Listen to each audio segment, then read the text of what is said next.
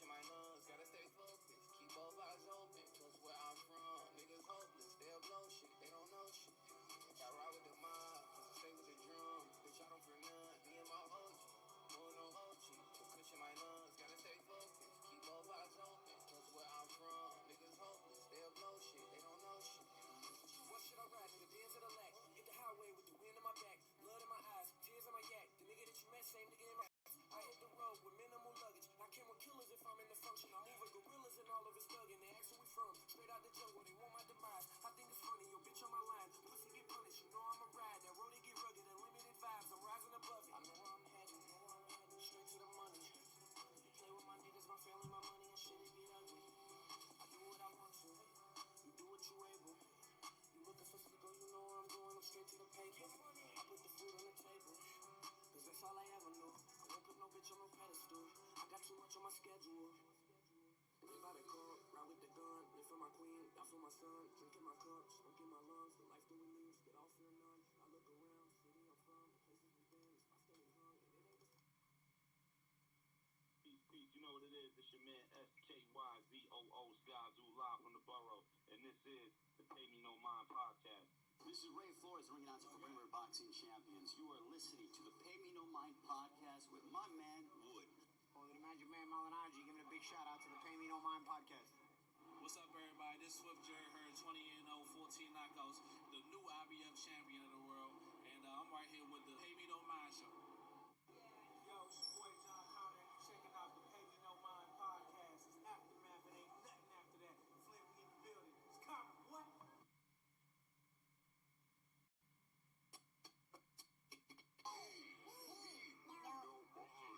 With show host Wood.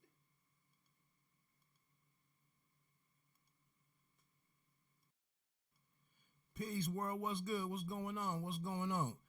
Mr. Ronald Finkley, what's good, my brother? How you doing, man? Happy New Year to you. Thought it was some pretty good fights last night. I'm going to get into my thing and get on out of here. I'm actually about to go check out the, at noon, I'm going to go on and check out the top 20 ranked University of Dayton Flyers. Go check out some A-10 action. I guess we got the Minutemen in town. I did think the fights were pretty good last night, maybe even great. Some great moments. I'll agree with that. But let's get into it. Obviously, I'm talking about the Showtime action special edition last night from Atlantic City. You know, the reason for the occasion was Claressa Shields making her bid for a third title, or a title in a third weight class. 2 world titles were on were available for the GWOP against Eyubov. It took us a long time to get this fight out of the way. A couple of postponements in there, an injury to Shields, like in June, a knee injury, and October, the unfortunate incident.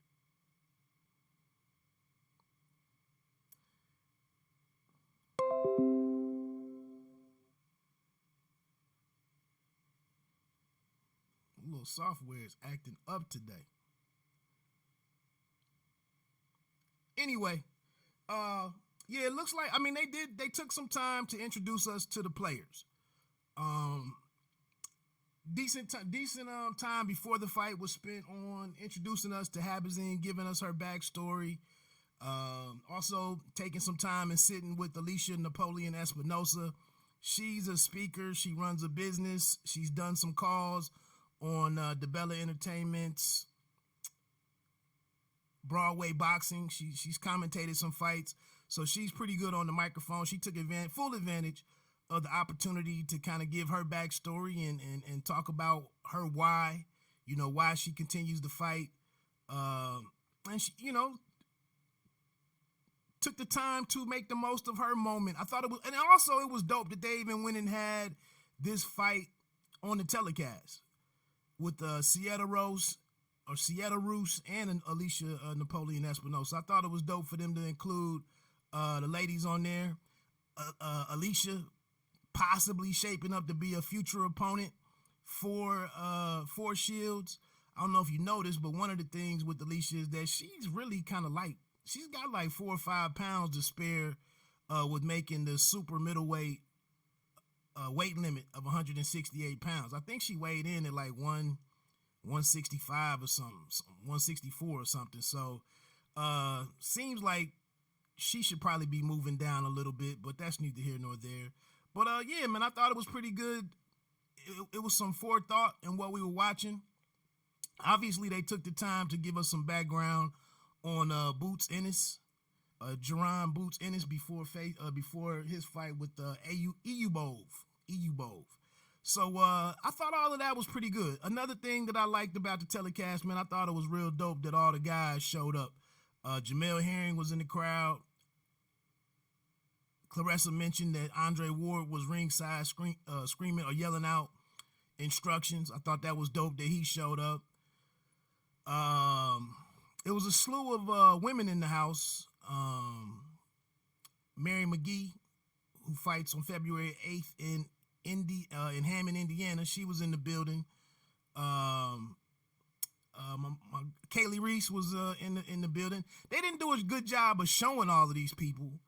Who else? I thought it was someone else that was there that I just saw. But anyway, good to see people out supporting Claressa, because Claressa supports everybody. She's at everybody's fight. You know, she's one of the best cheerleaders in boxing, in my opinion. She a great ambassador of boxing in terms of showing up. She can speak on everybody's division. She can speak on everybody's career. I mean, if you're not a target of hers, if you're not the ops, Claressa Shields is great with you for boxing. I wouldn't say if I said she was LeBron James, like when he's talking about basketball, that might be a reach. But if you caught the fight hype video earlier in the week with her running down what happened with the Olympic trials a couple of weeks ago, she was money on all of that. She knew all of the weight classes. She knew all of the fighters who won. She knew some of the rankings of some of the fighters that she keeps up with, or what seeding they were going into the event. Like I said, she's at all the big fights. She was at Tank's fight a couple of weeks ago, back on December 28th in the ATL. She's out on the West Coast for fights. You know, she references and mentions the other fighters as she's doing her fight week thing. I think she made the comment that she was going to Deontay Wilder, Habazin.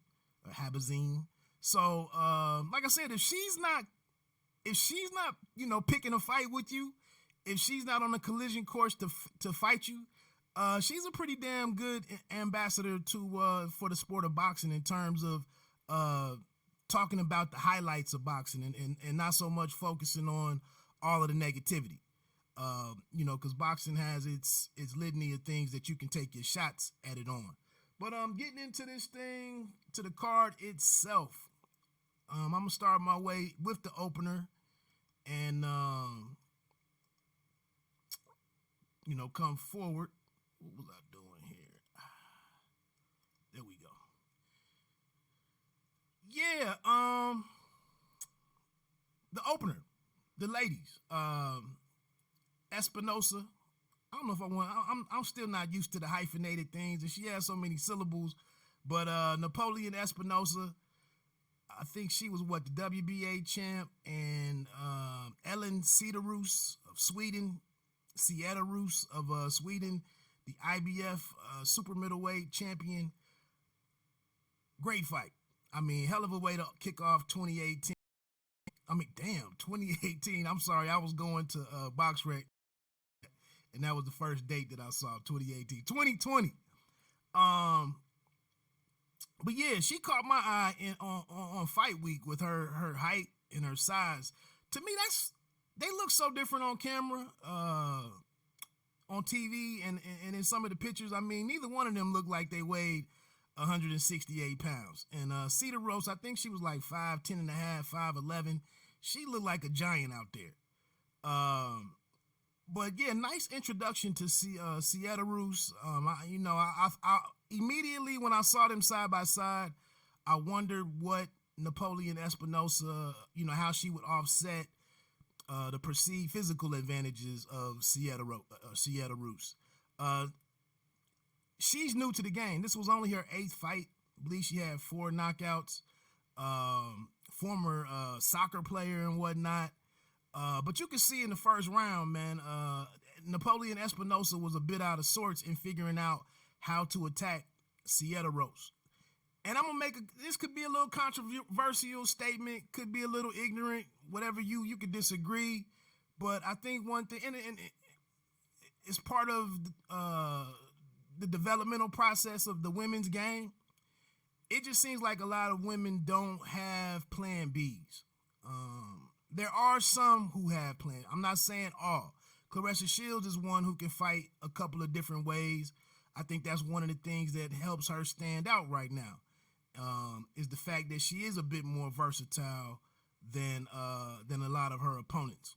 But a lot of the women, I feel like, being sharp defensively and being multifaceted, you know, and like I said, having a plan B or a plan C, I really don't think, I mean, that's something that's still being developed in my opinion. And so Napoleon-Espinosa, a champion herself, you know, has the ability to be a little bit, you know, to be physical, decent puncher. But again, I just felt like, and Paulie Malignaggi spoke on it.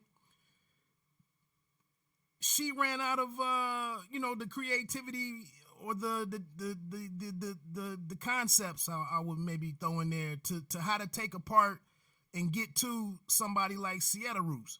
Not only was she tall, she also had good volume with her punching. And she could have easily dominated the fight, just staying outside, staying long, getting those longer shots off. They complimented her or praised her on that the left hook that she had, the check hook.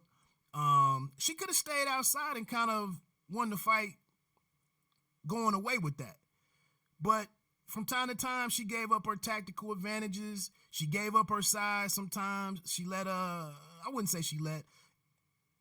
Well, when her volume decreased, that was when it was easier for Napoleon-Espinosa to get inside and contest and compete a lot better. And like I said, Napoleon-Espinosa is experienced. Like I said, with her calling fights and whatnot, you get a good idea of what her understanding of boxing is, what strategy is, adjustments and all of that type of stuff. But she just didn't really have the tools in her bag last night to offset the size advantage. I mean, it just was what it was. But what I did like, you know, she bit down in moments and said, you know, screw it, let me go get it. And just went to bang, make contact. She was trying to work the overhand right a lot of the night, which is a good shot, you know, for an orthodox fighter fighting a taller opponent. But a lot of times she just couldn't get her feet set because of because she was kind of kept off balance when Cederroos relied on her jab, when she was mixing that left hand in there, when she was throwing multiple punches. She had so much coming at her, Napoleon-Espinosa, that it was kind of difficult for her to get everything set up to be, to land that shot, to throw that shot the way that she wanted to. But she did land it here and there. You can see in the final round, in the 10th round, she busted up Cederroos' nose pretty good. Like I said, it was a great fight, man. I wouldn't even say it was a great women's fight. It was good. It was high. It was hard fought, action packed. The knockdown in the second round came out of nowhere. I think that was a good for fans who are kind of struggling to embrace women's boxing. I thought to open up the telecast with the knockdown, a clean, a great punch, snapped the head of Napoleon. She took that brief second and kind of it all processed, and then she faded backwards or stumbled backwards and fell into the ropes. I just thought that added to the drama of the show and showed more layers for women's boxing, and hopefully that drew some guys in to stick around and check this thing out. And then, like I said, the battle the rest of the way was a great fight. I think what was that, in that fourth round, I want to say, Napoleon-Espinosa really went for it. She just threw like 5 or 6 straight right hands in a row. But again, and I think my man Rougarou, Prograde, you know, he said that after the Josh Taylor fight,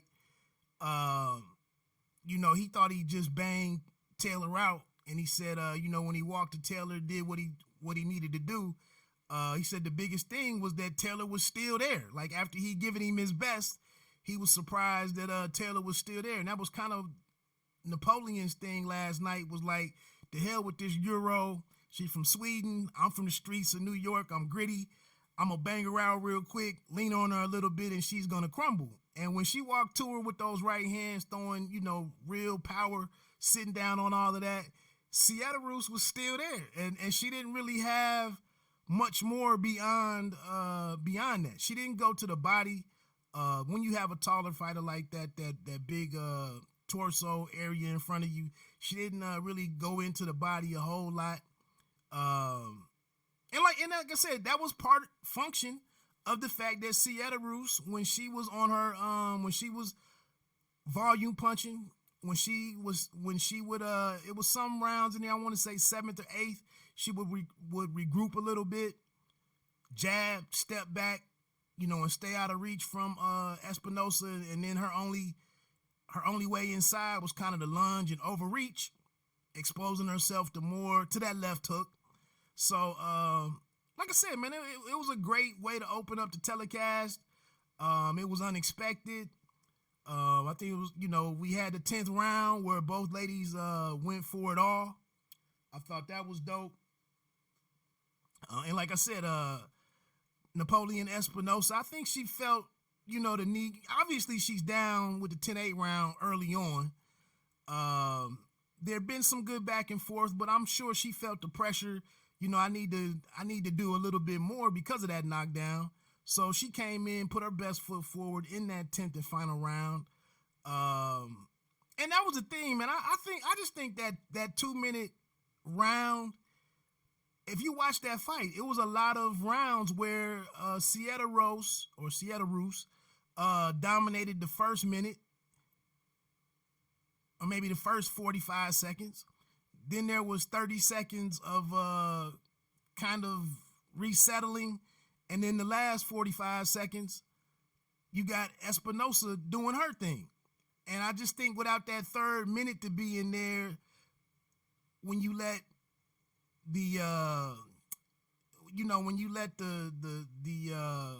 the fight kind of play out, and people, fighters' stamina and fitness comes into question in that final minute, especially over the second half of a fight. I just think that 2-minute limit just does not let kind of the natural aspects of boxing kind of play out. That's just kind of what I take away from it. But we get into that 10th round, they throw down. And again, I just think it was difficult to, for each lady to really overwhelmingly dominate the round. I don't think it was as close as the cards were. What did she win it? Cederroos won it 95-94 on all 3 cards. Yeah, 95-94. I thought that was a little too close.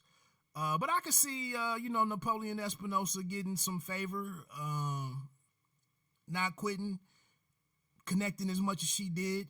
And that was the thing with Cederroos. I think, like I said, when she accepted brawling, when she gave up her height and let Napoleon-Espinosa get inside and work a little bit too much, when she quit taking those small steps backwards and making sure she was clearly out of range, it allowed Napoleon-Espinosa to look better and to compete. But I thought she wanted, I would have won probably, that's 6'4", 7'3". I don't know. I think the right person won. I wasn't really scoring it round for round. I can't argue too vehemently about it. I think the right person won.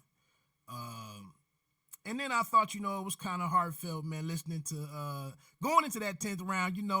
Napoleon-Espinosa is trying to make sure she holds on and secures that date, that fight date with Claressa Shields. And I think she felt that was kind of slipping away, and she went out there and went for it. She just came up a little short. It is what it is. Moving on to the co-main event with Philadelphia's undefeated 22-year-old welterweight Jerron Boots Ennis against Bakhtiar Eyubov. I told you what this was going to be. A lot of people could have told you what this was going to be. You can see the difference in hand speed. Eyubov is just marching straight forward, looping shots, everything heavy. There's the 2 knockdowns by Ennis in the first round.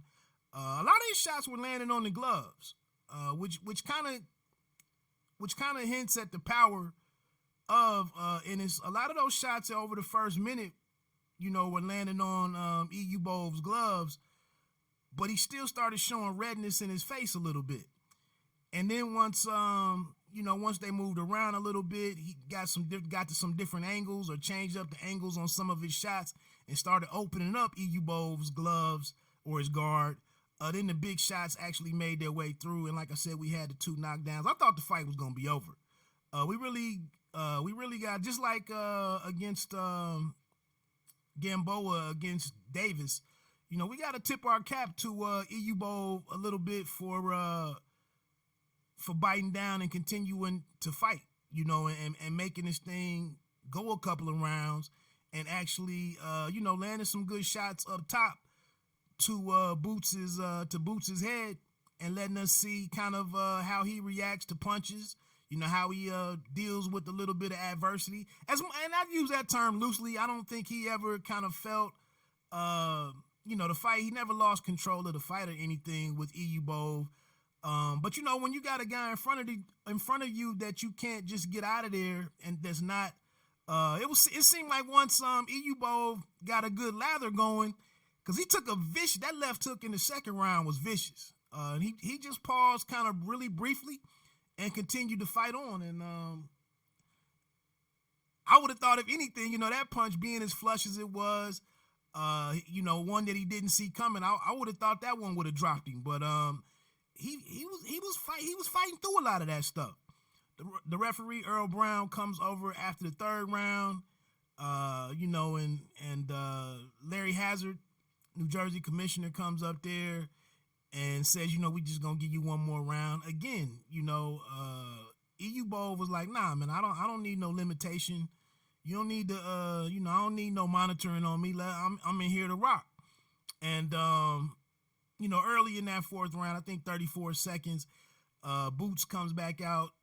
Too many of his combinations are, getting landed with no response, no big response from Eyubov, and Brown stepped in and waved it off. They came back and said that was at the per the instructions of Larry Hazard. So what can you do?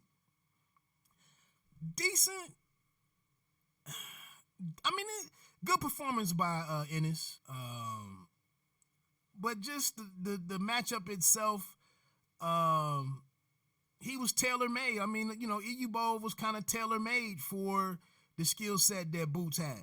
Boots can get to wherever he wants to at any particular time. He can switch stances. He can fight outside. He can fight inside. You saw him raking the gloves at times. You saw him doing the Matador thing. I mean, he showed you everything. And Eyubov really is a one-dimensional guy. And he did what he was supposed to do. So, fourth round TKO for Ennis. The question with him is, and I don't know what his promotional affiliation is. Is it going to be with Salida? They mentioned, I was doing some reading and saw that he's with Cameron Duncan, but I thought Duncan was just a manager, and not a promoter. So, but they were speaking of him in the piece that I was reading. They were speaking of Duncan as a promoter, and you can't be the promoter and manager. So I don't know, man. I don't know. But that's going to be the question: is how does he get? He can go the mandatory route and work his way up these rankings. He's in the top 15 of 2 of them, one being the IBF, I'm pretty sure. But yeah, it's just gonna be a matter of who can he fight. Anybody that we already we already have seen in action and kind of know what their status is, in the pecking order. That's kind of what we're awaiting. I mentioned before Jamal James. Who else is out there? That's the thing. I mean, nobody that's somebody put out there. You guys were probably fighting, but again, you guys has established himself at a certain level where it might not make sense for him. Again, it's gonna have to be another individual who's either on their way down, from the top group or the upper that top tier, or it's a guy who's been lingering at the cusp of being in contention, and it's just you kind of get forced into a fight with a guy like Boots that's going somewhere. That's kind of the only thing that I see happening for him. But like I said, he weighed in at like 145 ish. So in my opinion, he mentioned it when I talked to him up in Flint that he could go down to super lightweight. It's less, it's not the high value. We could throw out any potential matchups that we want.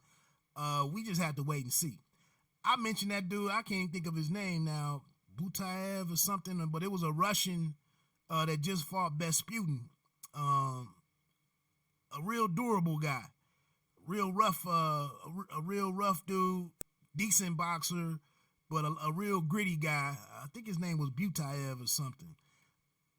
I was just thinking out of the box, like, could he get a guy like that who is really going, to see Boots against that type of a dude with that type of fortitude, dude that's that durable, we get to see him like that. I think that would answer all of the questions about Boots before he did get to that championship level.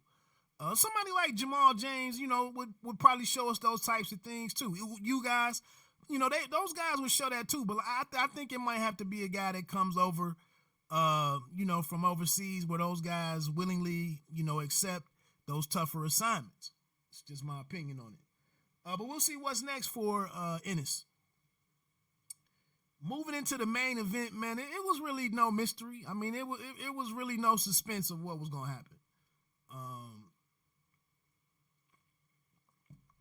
And I said this in my write-up. I thought Habazin had to do something early. She came right out, and that was kind of her. She shot her shot, with like that first combination. She let a couple of big swings go. Claressa Shields moved back over to the ropes. Kind of got into her kind of a rope-a-dope stance a little bit, but just got her space to assess what's going on here. Is this something she's committed to? Is this how she's gonna open up the first round? She stepped back to see what was going on with Habazin. I thought that was, and that's what I'm saying. She's a little more multifaceted than a lot of these females, right? Than a lot of the other women right now. Not to say at the lower divisions, there aren't some females who have more tools in their bag. I think tonight we could see a similar situation with Franchon Cruz-Dezern, this Alejandra Jimenez that she's facing. I never seen her before, but she kind of has that same size differential as Cederroos and Napoleon-Espinosa, and I'm looking at Franchon Cruz-Dezern like everything can't always be heavy, hard, and constant pressure. Like sometimes you got to mix that softer work in there to set up those heavier shots.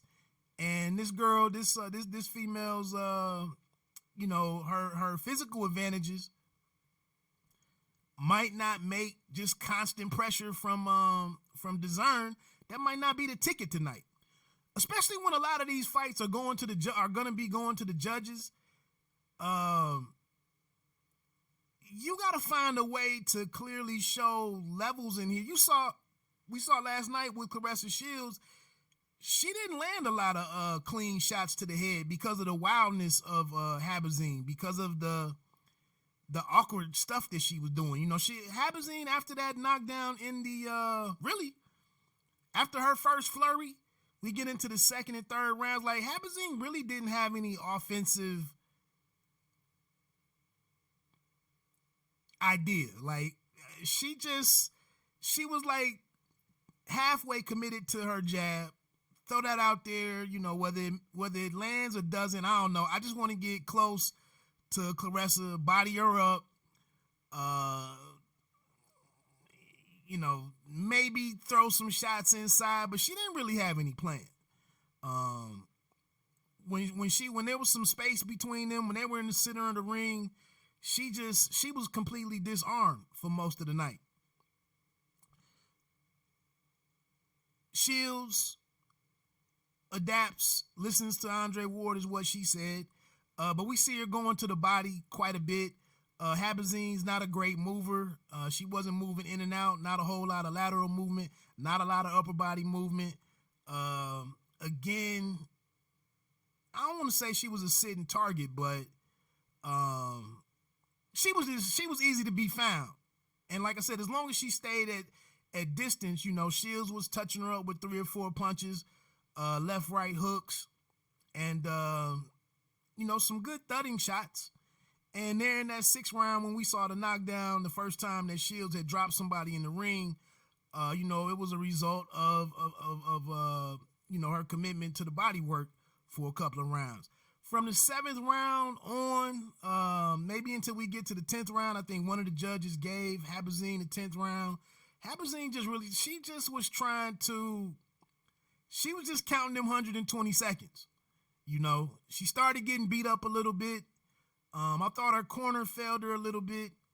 One of those 7th round, maybe 8th round, Upshur stood there for he let the cut man guy go into the ring, you know, climb into the ring to go to work on the bruising and whatnot.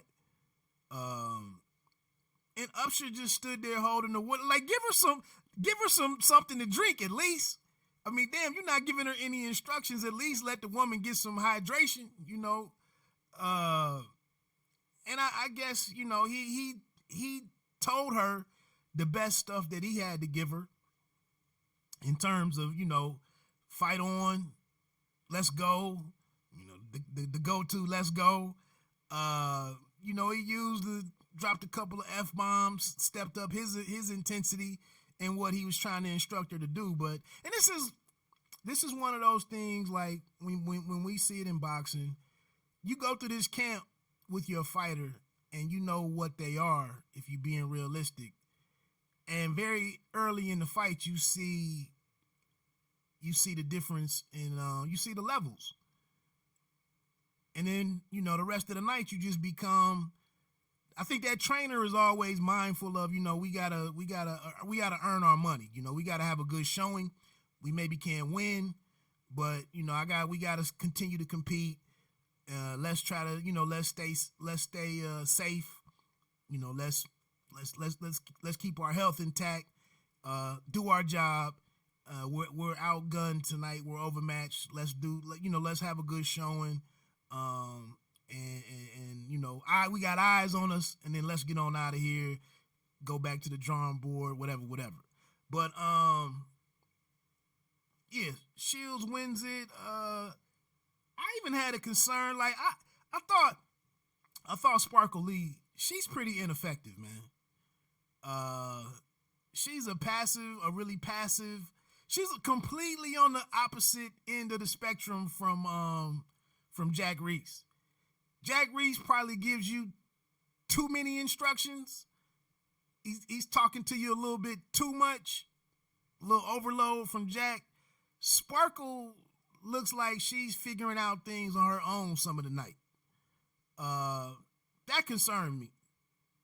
She doesn't warn about the rabbit punches.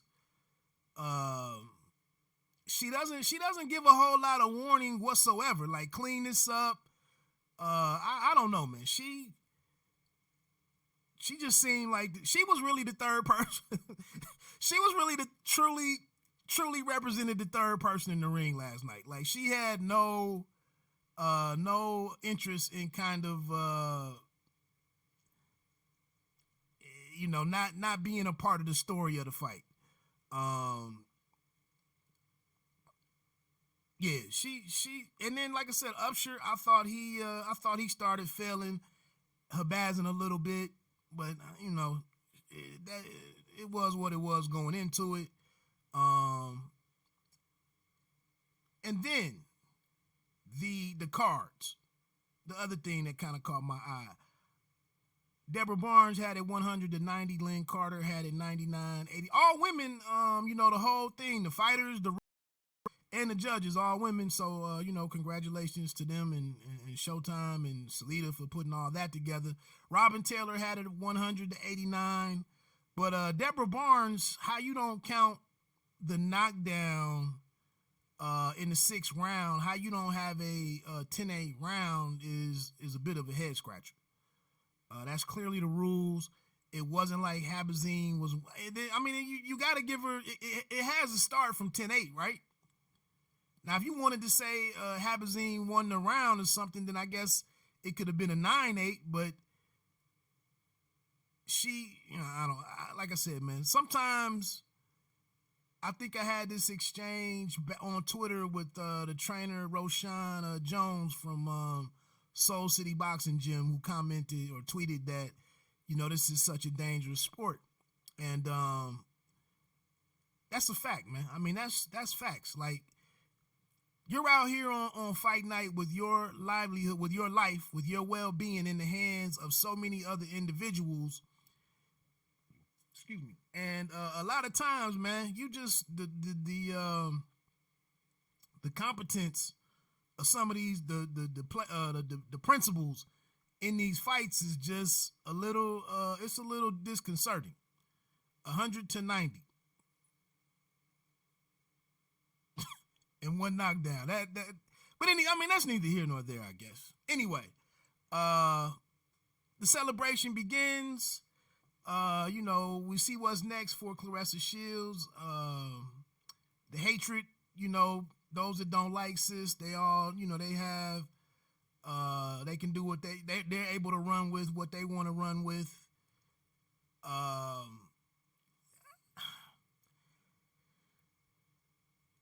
The post-fight interview, I didn't really have any problems with anything that she said, man. I mean, it's boxing. After these fights, you have to talk yourself up in a certain manner. You have to have some kind of messaging to potential opponents. You got to pat yourself on your back. You just put your life on the line, for 20 minutes or 36 minutes, or however long you fought. If you make it through the other side of that, I mean, you gotta craft your own narrative. Now, whether some of it is BS or not, I don't know. But in that moment, immediately after the fight, you got to say a couple of things. So I didn't really have a problem too much. Like I said, the question becomes, what's next? Yeah, I mentioned in the write-up, in my pre-fight write-up, that, Habazin was not a top 15 super welterweight. Some of the sanctioning bodies don't even have women's rankings.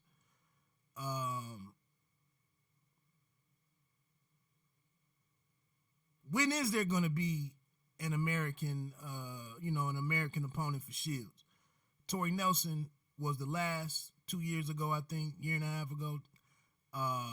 She was down the road in turn. I think she was 36 at the time, 37 at the time, working part-time or working full-time, boxing part-time. When is there going to be an American? I just mentioned that Napoleon-Espinosa just saw her shot at it go away. Raquel Miller is out there, out on the West Coast. She just won like a junior title or something, her last fight out. And that's the thing. Looking at the top 15, Michaela Lauren was on there. It wasn't like anybody jumped off the screen. Again, like I said, I don't know where Shields, Showtime and Salida Promotions have invested in her over the last year or so, year and a half, last 2 years. They stepped it up each time with the investment in it, the muscle that they put behind it. We know the purses have went up. She's done pretty well in terms of viewing numbers and whatnot. And now it just seems like they could be at a point of uncertainty, honestly, which is why she's considering this move to MMA. They asked Cederroos about a unification fight with Claressa. She kind of wisely fell back on, and that European, decorum and whatnot. She was like, hey, I don't have no amateur background in this thing. I only been at this for like 4 years. This fight number 8 for me. I had a good night tonight. There's other girls that I can go learn other stuff from and so on and so forth. So I thought she was had a good, had a good response to that. Anyway, let me get ready to get on out of here, man. The fights are tonight. Like I said, ESPN 2-fight card with the Jesse Hart, Joe Smith Jr. I imagine that one is pretty action-packed. Hart is, getting in his, just selling the fight, getting in his feelings a little bit about his power being underrated, going in against a slugger like Joe Smith Jr. We'll see how that one plays out. I just would hope that Hart engages smartly, make it exciting all you want, but just don't take any unnecessary flush shots. And if you can outclass the guy and beat him, Smith Jr. is not the most versatile guy. If you can beat him and move on and avenge what happened to your mentor in B-Hop, get the win, and then see what's next. But don't just go in there and slug it out with the guy, because Hart's, I don't know, man. He's kind of a unique dude in a number of ways. But that's out there tonight. Like I said, I already mentioned the fight with Franchon Cruz DAZN and Alejandra Jimenez on DAZN. That's one of that's probably the co-main event to the Jaime Munguia and Spike O'Sullivan fight. Check those out. Check the time for those. I would imagine around 9-10 o'clock. You probably can get both of those. Like I said, man, let me get on out of here. I got to jump in the shower so I can go check out these UD Flyers. Be a part of the Red Scare at UD Arena. Yeah, UD Arena. I think it's whatever. Like I said, man, I'm not the biggest Ohio sports team fan. The one team that I do rock with regularly in college basketball is the Xavier Muskies. That's kind of always been my squad. UC under Bobby Huggins, that was kind of more when I did like some Ohio teams.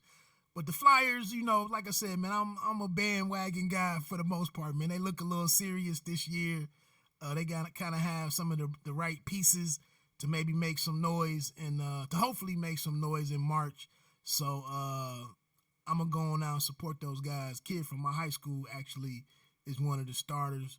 So that's another connection to it all. But like I said, they sell out every damn, it's the biggest game in town, throughout the year. So go in here and tap into some people that, are excited and enthused about what they're watching. Let me get on out of here, man. Bite down boxing. Don't let them count you out. It's all presented by the Pay Me No Mind Sports and Entertainment Channel. You don't have to be great to start, but you have to start to be great. Enjoy the rest of your weekend. Enjoy the fights tonight. And peace.